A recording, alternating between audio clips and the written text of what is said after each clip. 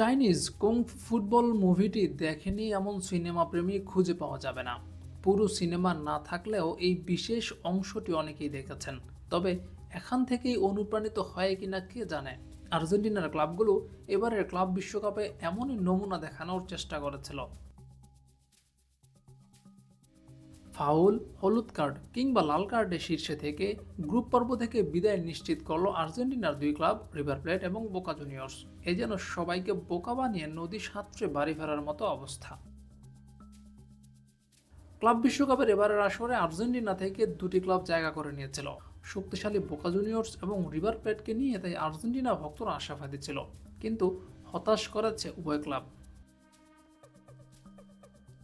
চার দলের গ্রুপে তৃতীয় হয়ে টুর্নামেন্ট শেষ করেছে রিভার প্লেট। তবে কংফুট একটু বেশি ভালো খেলেছে তারা।